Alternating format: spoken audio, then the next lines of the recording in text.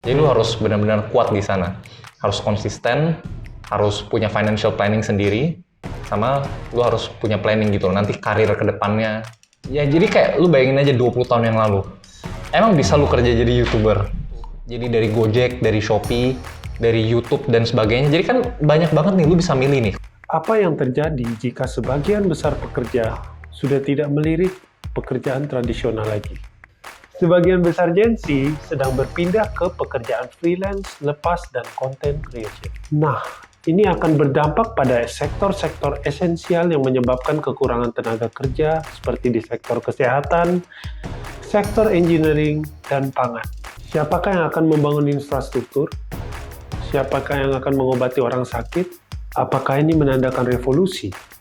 Kita harus bicara. Halo, kembali lagi bersama saya Tony dan sekarang saya sedang bersama Bro Ian. Halo, selamat sore. Nah, sekarang kita akan membahas topik yang sangat penting lagi terkait dengan Gen Z dan pekerjaan informal. Apakah ini krisis dunia kerja atau sebuah revolusi? Nah, pertama-tama saya mau menanyakan kepada Bro Ian nih. Bro Ian, kira-kira bisa dijelasin dulu nggak pekerjaan informal itu seperti apa sih? Nah, gini aja. Untuk simpelnya, kerja informal itu kerja freelance, kerja jadi buat konten nih, influencer. Jadi ngepost di TikTok, ngepost di YouTube, dan sebagainya. Atau kerjaan lepas nih, yang macam daily worker, atau buat bisnis sendiri. Jadi pokoknya kerjaan informal itu kerjaan yang udah bukan kerja kantoran lagi.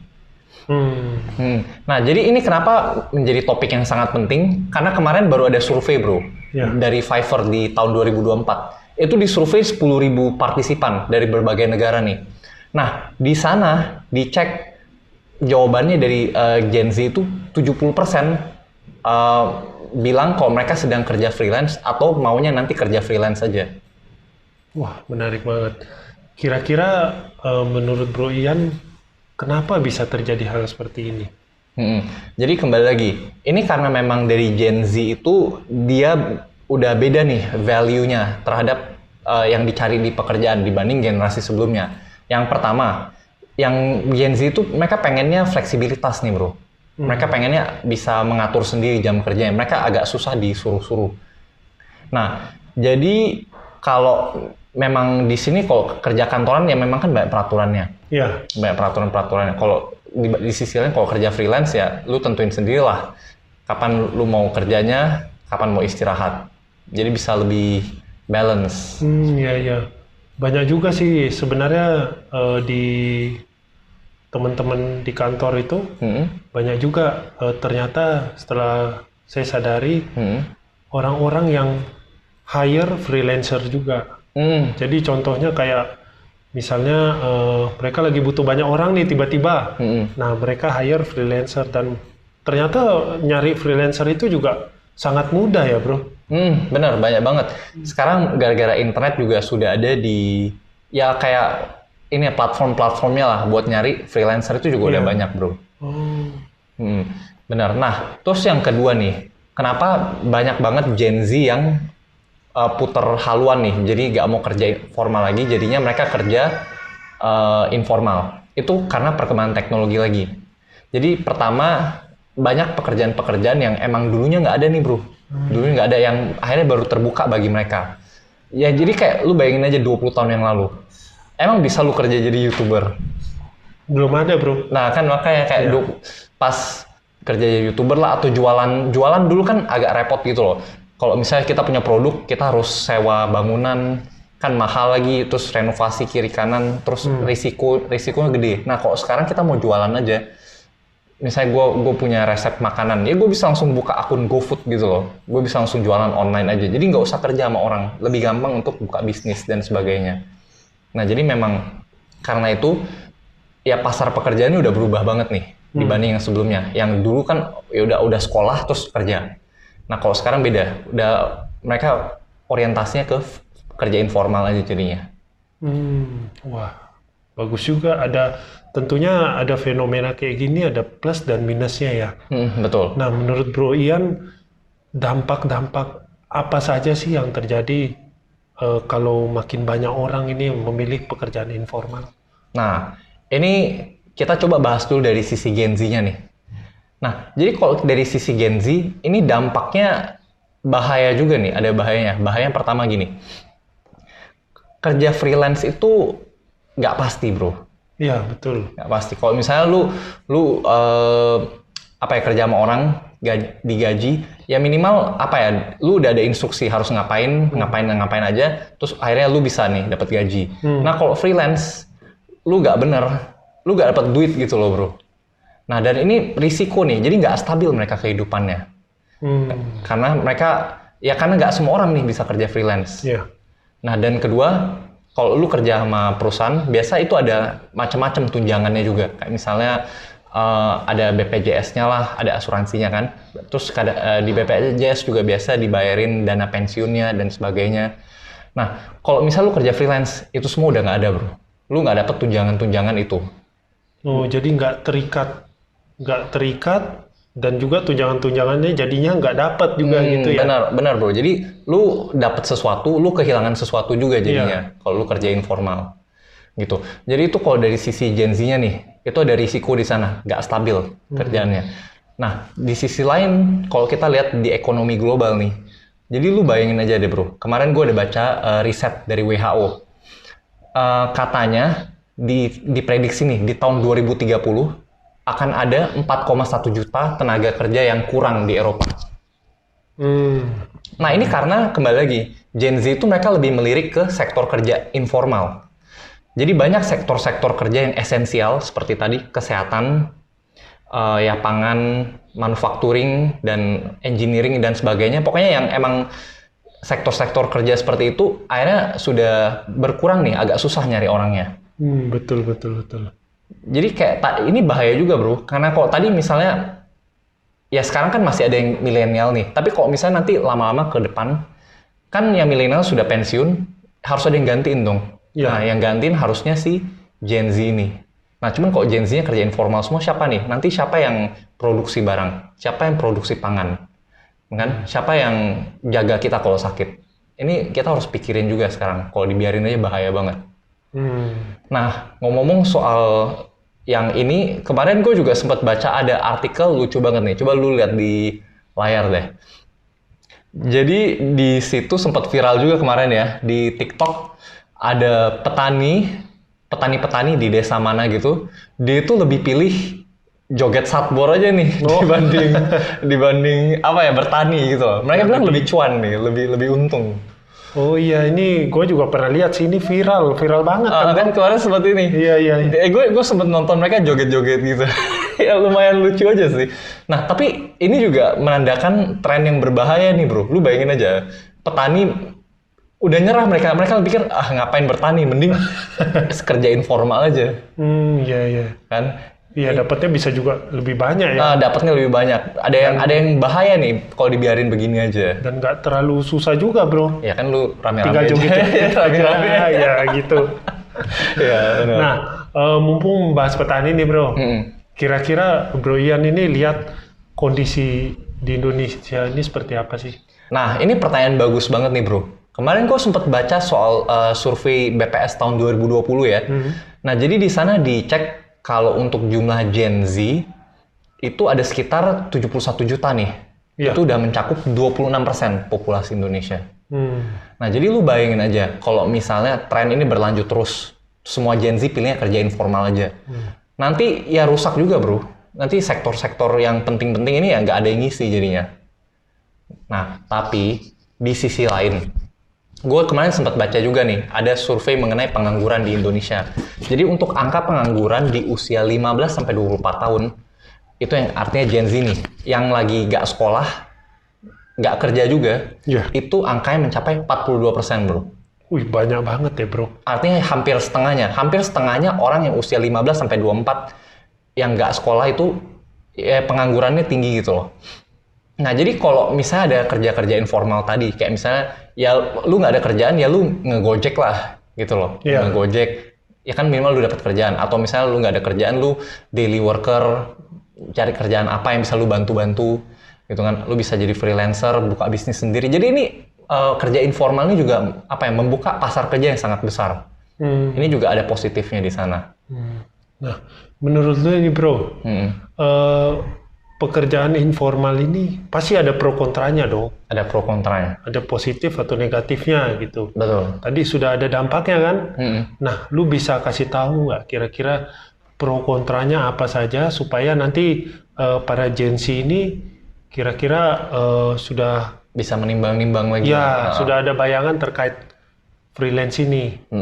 Nah, oke. Coba kita mulai dari sisi positifnya ya untuk kerja informal ini. Nah, jadi untuk yang nomor satu, positifnya ini tentu aja itu buka lapangan pekerjaan yang sangat-sangat banyak, bro. Jadi kayak ya tadi itu, jadi dari Gojek, dari Shopee, dari YouTube dan sebagainya. Jadi kan banyak banget nih, lu bisa milih nih. Kalau misalnya lu nggak di rumah aja nggak ngapa-ngapain, lu bisa langsung bisa mulai kerja, lu langsung jadi driver, jadi apa aja gitu, bro. Nah, itu satu. Kedua, ini juga membuka kesempatan untuk inovasi, bro. Jadi dengan adanya platform-platform kayak tadi Shopee, TikTok dan sebagainya, jadi lu bisa berkreasi sendiri gitu loh, bro. Daripada lu cuman dibatasi ya udah kerja kantoran aja gitu. Itu kan kreativitasnya nggak begitu keluar nih. Jadi kalau dengan sektor informal ini lu bisa lebih kreatif, banyak inovasi. Nah, nomor 3 juga yang gua rasa Gen Z pada suka nih, yaitu work-life balance-nya jauh lebih bagus. Wah, ini poin yang paling penting ya. Poin yang paling penting nih, bro. Jadi memang ya kan lu kalau kerja informal, jadi lu bisa ngatur sendiri lah kapan lu mau kerja, kapan lu mau istirahat. Terus lu juga nggak usah ngadapin bos-bos yang rese, teman-teman yang gosip atau apa gitu sih, ya kan. Jadi ya itu ada positifnya.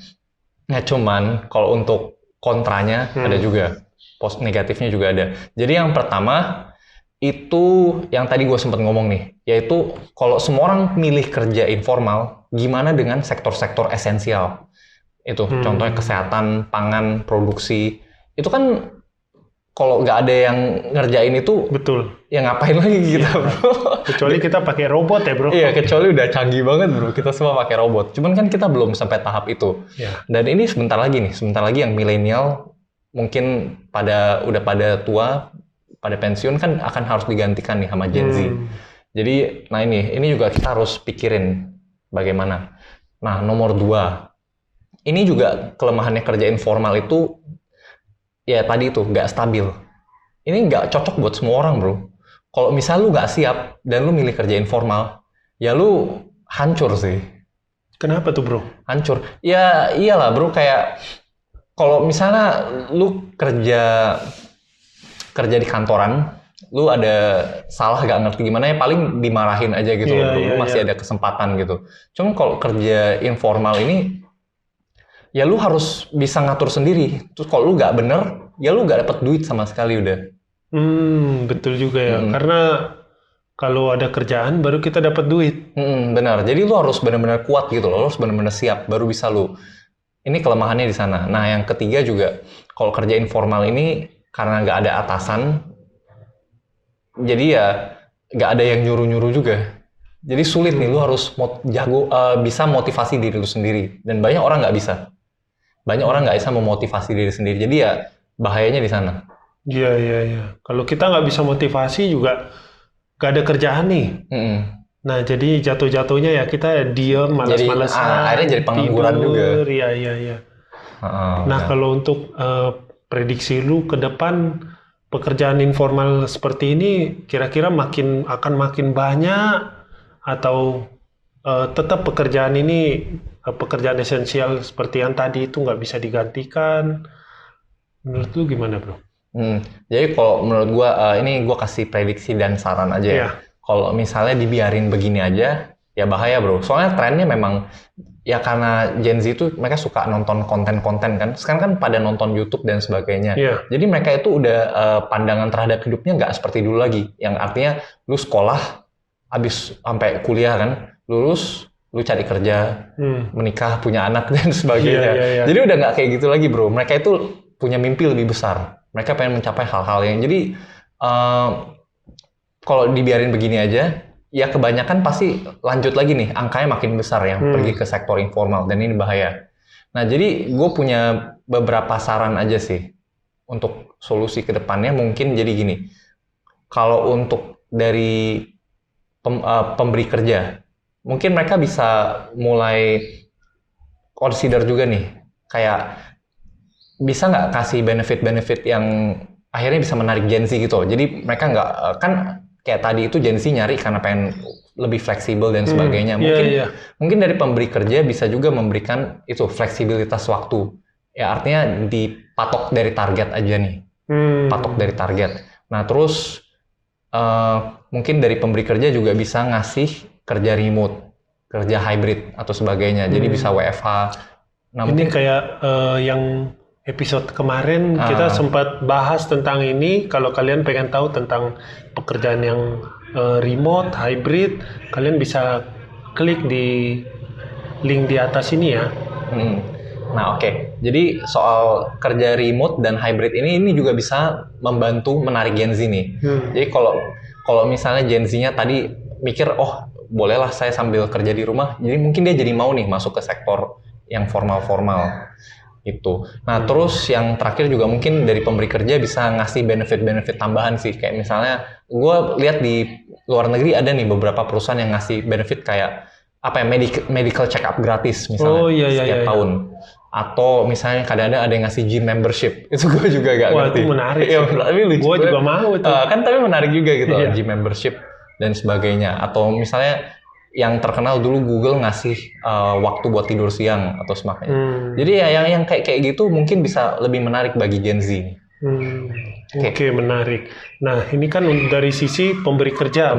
Kalau menurut lu dari sisi Gen Z-nya gimana? Nah jadi ini gue kasih pesan aja nih buat Gen Z yang mau coba untuk kerja informal. Jadi kalau emang lu mau kerja ke sana, lu harus siap-siap dulu nih. Lu harus pastikan lu udah siap. Jadi lu harus kuncinya gini loh, kalau lu mau sukses di kerja informal, lu harus konsisten. Lu harus ngerti finansial juga, punya kemampuan finansial sama planning lu harus kuat juga. Jadi lu harus punya ketiganya. Kalau misalnya lu sudah planning, lu udah bisa planning, cuman lu nggak ngerti mengenai finansial, jadi lu nggak siapin dana darurat, asuransi atau dan sebagainya, jadi nanti lu kacau balau juga bro. Jadi lu harus benar-benar kuat di sana, harus konsisten, harus punya financial planning sendiri, sama lu harus punya planning gitu loh, nanti karir ke depannya. Kalau misalnya perusahaan kan udah jelas gitu loh, lu ada mungkin jenjang karirnya. Kalau freelance, ya masa lu gini-gini aja bro, gitu. Lu harus planning sendiri. Harus tetap naik ke atas ya. Planning sendiri jenjang karirnya. Itu juga harus pikirin nih. Oke. Kalau misalnya dari sisi pemerintah gimana bro? Nah, kalau dari sisi pemerintah, gue juga rasa ini penting banget nih. Karena untuk situasi ini, kalau misalnya berharap selesai begitu aja ya nggak mungkin dong. Harus ada bantuan juga. Nah, jadi dari pemerintah, dia juga harus ngecek nih sektor mana yang kurang. Misalnya sekarang kan sektor informal terlalu banyak nih. Butuh bantuan ke sektor formal, nanti mungkin dari pemerintah bisa buat kebijakan yang mendorong ke arah sana. Misalnya pendidikan dokter dibikin lebih murah atau semacamnya. Misalnya kita butuh tenaga kesehatan, ya itu dia. Jadi dibantu, disubsidi ke sana. Butuh yang pangan, ya mungkin petani-petani diberikan subsidi macam-macam atau misalnya pelatihan yang lebih bagus. Nah ini kembali lagi juga ada hubungannya dengan institusi pendidikan juga nih, pendidikan ke depannya. Jadi kalau misalnya tadi kan angka pengangguran yang usia 15-24 itu tinggi banget bro, udah 40%-an, hampir setengahnya. Jadi coba kalau misalnya itu yang anak-anak muda ini bisa dilatih dengan lebih baik. Jadi mereka nggak pengangguran, ya mereka juga nggak harus kerja informal jadinya. Kan misalnya memang mereka sudah punya pendidikan yang baik dan mereka bisa kerja di sektor yang tradisional, ya jadinya mereka nggak harus terpaksa kerja informal. Kan banyak orang yang terpaksa, ya akhirnya ya udahlah daripada nganggur kerja informal gitu.